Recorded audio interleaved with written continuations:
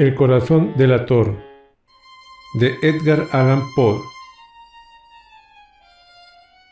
Es cierto, siempre he sido nervioso, muy nervioso, terriblemente nervioso. ¿Pero por qué afirman ustedes que estoy loco? La enfermedad había agudizado mis sentidos, en vez de destruirlos o embotarlos. Y mi oído era el más agudo de todos. Oía todo lo que puede oírse en la tierra y en el cielo. Muchas cosas oí en el infierno. ¿Cómo puedo estar loco entonces? Escuchen y observen con cuánta cordura, con cuánta tranquilidad les cuento mi historia. Me es imposible decir cómo aquella idea me entró en la cabeza por primera vez, pero, una vez concebida, me acosó noche y día. Yo no perseguía ningún propósito, ni tampoco estaba colérico. Quería mucho al viejo. Jamás me había hecho nada malo, jamás me insultó. Su dinero no me interesaba. Me parece que fue su ojo. Sí, eso fue. Tenía un ojo semejante al de un buitre, un ojo celeste y velado por una tela. Cada vez que lo clavaba en mí se me helaba la sangre. Y así, poco a poco, muy gradualmente, me fui decidiendo a matar al viejo y librarme de aquel ojo para siempre. Presten atención ahora. Ustedes me toman por loco, pero los locos no saben nada. En cambio, si hubieran podido verme, si hubieran podido ver con qué habilidad procedí, con qué cuidado, con qué previsión, con qué disimulo me puse a la obra. Jamás fui más amable con el viejo que la semana antes de matarlo. Todas las noches, hacia las 12, hacía yo girar el picaporte de su puerta y la abría. ¡Oh, tan suavemente!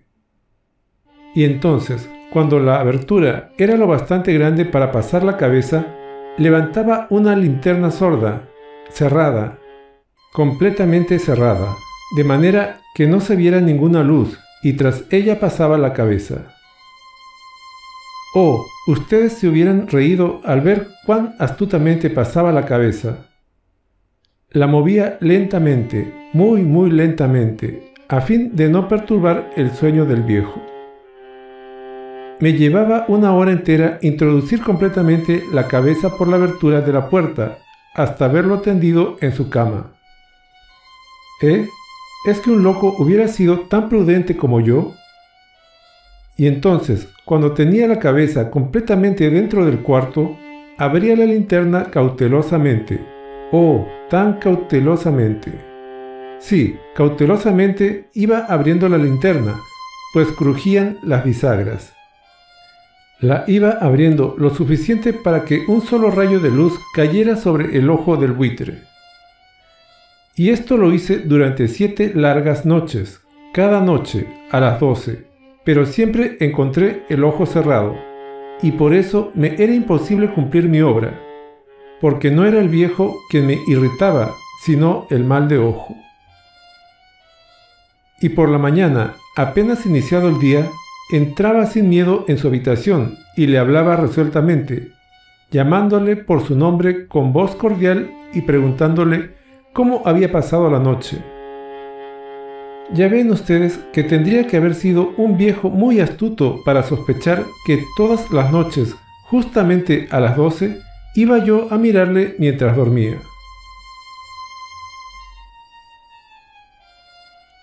Al llegar la 8ª noche, procedí con mayor cautela que de costumbre al abrir la puerta. El minutero de un reloj se mueve con más rapidez de lo que se movía mi mano. Jamás, antes de aquella noche, había sentido el alcance de mis facultades, de mi sagacidad. Apenas lograba contener mi impresión de triunfo.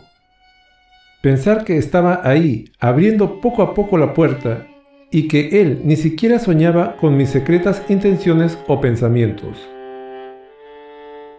Me reí entre dientes ante esta idea, y quizá me oyó, porque le sentí moverse repentinamente en la cama, como si se sobresaltara. Ustedes pensarán que me eché hacia atrás, pero no.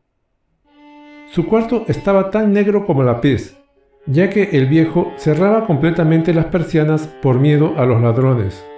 Yo sabía que le era imposible distinguir la abertura de la puerta y seguí empujando suavemente. Había ya pasado la cabeza y me disponía a abrir la linterna, cuando mi pulgar resbaló en el cierre metálico y el viejo se enderezó en el lecho gritando: ¿Quién está ahí? Permanecí inmóvil sin decir palabra.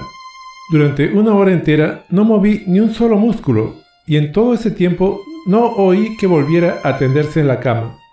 Seguía sentado, escuchando, tal como yo lo había hecho, noche tras noche, mientras escuchaba en la pared los taladros cuyo sonido anuncia la muerte. Oí de pronto un leve quejido y supe que era el quejido que nace del terror. No expresaba dolor o pena, oh no. Era el ahogado sonido que brota del fondo del alma cuando el espanto la sobrecoge. Bien conocía yo ese sonido. Muchas noches, justamente a las 12, cuando el mundo entero dormía, surgió de mi pecho, ahondando con su espantoso eco los terrores que me enloquecían. Repito que lo conocía bien. Comprendí lo que estaba sintiendo el viejo y le tuve lástima, aunque me reía en el fondo de mi corazón. Comprendí que había estado despierto desde el primer leve ruido cuando se movió en la cama. Había tratado de decirse que aquel ruido no era nada, pero sin conseguirlo. Pensaba, no es más que el viento en la chimenea o un grillo que chirrió una sola vez. Sí, había tratado de darse ánimo con esas suposiciones, pero todo era en vano. Todo era en vano porque la muerte se había aproximado a él, deslizándose furtiva y envolvía a su víctima. Y la fúnebre influencia de aquella sombra imperceptible era la que le movía a sentir, aunque no podía verla ni oírla, a sentir la presencia de mi cabeza dentro de la habitación. Después de haber esperado largo tiempo con toda paciencia, sin oír que volviera a acostarse, resolví abrir una pestaña, una pequeñísima ranura en la linterna. Así lo hice. No pueden imaginarse ustedes con qué cuidado, con qué inmenso cuidado, hasta que un fino rayo de luz, semejante al hilo de la araña, brotó de la ranura y cayó de lleno sobre el ojo de buitre. Estaba abierto de par en par, y yo empecé a enfurecerme mientras le miraba. Le vi con toda claridad, de un azul apagado y con aquella horrible tela que me helaba hasta el tuétano. Pero no podía ver nada de la cara o del cuerpo del viejo, pues, como movido por un instinto, había orientado el haz de luz exactamente hacia el punto maldito. ¿No les he dicho ya que lo que toman erradamente por locura es solo una excesiva agudeza de los sentidos? En aquel momento llegó a mis oídos un resonar apagado y presuroso, como el que podría hacer un reloj envuelto en algodón. Aquel sonido también me era familiar. Era el latir del corazón del viejo. Aumentó aún más mi furia, tal como el redoblar de un tambor estimula el coraje de un soldado. Pero, incluso entonces, me contuve y seguí callado, apenas si respiraba. Sostenía la linterna de modo que no se moviera, tratando de mantener con toda la firmeza posible el haz de luz sobre el ojo. Entretanto, el infernal latir del corazón iba en aumento. Se hacía cada vez más rápido, cada vez más fuerte, momento a momento. El espanto del viejo tenía que ser terrible. Cada vez más fuerte, más fuerte. ¿Me siguen ustedes con atención? Les he dicho que soy nervioso. Sí, lo soy. Y ahora, a medianoche, en el terrible silencio de aquella antigua casa, un resonar tan extraño como aquel me llenó de un horror incontrolable. Sin embargo, me contuve todavía algunos minutos y permanecí inmóvil. Pero el latido crecía cada vez más fuerte, más fuerte. Me pareció que aquel corazón iba a estallar, y una nueva ansiedad se apoderó de mí. Algún vecino podía escuchar aquel sonido. La hora del viejo había sonado. Lanzando un alarido, abrí del todo la linterna y me precipité en la habitación. El viejo clamó una vez, nada más que una vez. Me bastó un segundo para arrojarle al suelo y echarle encima el pesado colchón. Sonreí alegremente al ver lo fácil que me había resultado todo, pero durante varios minutos el corazón siguió latiendo con un sonido ahogado. Claro que no me preocupaba, pues nadie podría escucharlo a través de las paredes. Cesó por fin de latir. El viejo había muerto. Levanté el colchón y examiné el cadáver. Sí, estaba muerto, completamente muerto. Apoyé la mano sobre el corazón y la mantuve así largo tiempo. No se sentía el menor latido. El viejo estaba bien muerto. Su ojo no volvería a molestarme. Si ustedes continúan tomándome por loco, dejarán de hacerlo cuando les describa las astutas precauciones que adopté para esconder el cadáver.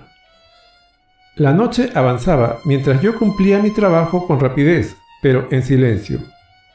Ante todo, descuarticé el cadáver. Le corté la cabeza, brazos y piernas.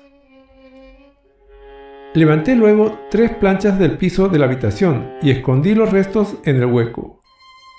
Volví a colocar los tablones con tanta habilidad que ningún ojo humano, ni siquiera el suyo, hubiera podido advertir la menor diferencia. No había nada que lavar, ninguna mancha, ningún rastro de sangre. Yo era demasiado precavido para eso. Una cuba había recogido todo. Ja. Cuando hube terminado mi tarea eran las 4 de la madrugada, pero seguía tan oscuro como a medianoche. En momentos en que se oían las campanadas de la hora, golpearon a la puerta de la calle. Acudí a abrir con toda tranquilidad, pues, ¿qué podía temer ahora? Hallé a 3 caballeros, que se presentaron muy civilmente como oficiales de policía. Durante la noche, un vecino había escuchado un alarido, por lo cual se sospechaba la posibilidad de algún atentado. Al recibir este informe en el puesto de policía, habían comisionado a los 3 agentes para que registraran el lugar. Sonreí pues. ¿Qué tenía que temer? Di la bienvenida a los oficiales y les expliqué que yo había lanzado aquel grito durante una pesadilla. Les hice saber que el viejo se había ausentado a la campaña. Llevé a los visitantes a recorrer la casa y los invité a que revisaran bien. Finalmente, acabé conduciéndolos a la habitación del muerto. Les mostré sus caudales intactos y cómo cada cosa se hallaba en su lugar.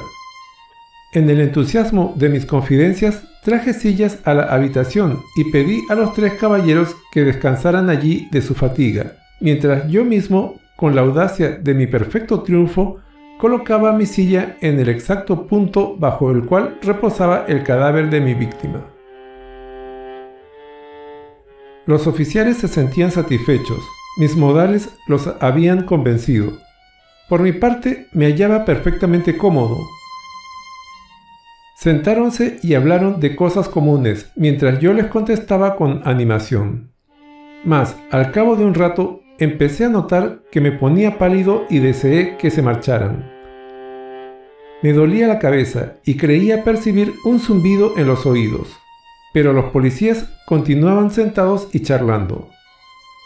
El zumbido se hizo más intenso, seguía resonando y era cada vez más intenso. Hablé en voz muy alta para librarme de esa sensación, pero continuaba lo mismo y se iba haciendo cada vez más clara, hasta que, al fin, me di cuenta de que aquel sonido no se producía dentro de mis oídos. Sin duda, debí de ponerme muy pálido, pero seguí hablando con creciente soltura y levantando mucho la voz. Empero, el sonido aumentaba. ¿Y qué podía yo? Era un resonar apagado y presuroso, un sonido como el que podría hacer un reloj envuelto en algodón. Yo jadeaba, tratando de recobrar el aliento, y sin embargo, los policías no habían oído nada. Hablé con mayor rapidez, con vehemencia, pero el sonido crecía continuamente. Me puse en pie y discutí sobre insignificancias en voz muy alta y con violentas gesticulaciones, pero el sonido crecía continuamente. ¿Por qué no se iban? Anduve de un lado a otro, a grandes pasos, como si las observaciones de aquellos hombres me enfurecieran, pero el sonido crecía continuamente. ¡Oh Dios! ¿Qué podía hacer yo? Lancé espumarajos de rabia, maldije, juré, balanceando la silla sobre la cual me había sentado, raspé con ella las tablas del piso. Pero el sonido sobrepujaba todos los otros y crecía sin cesar. Más alto, más alto, más alto. Y entre tanto, los hombres seguían charlando plácidamente y sonriendo.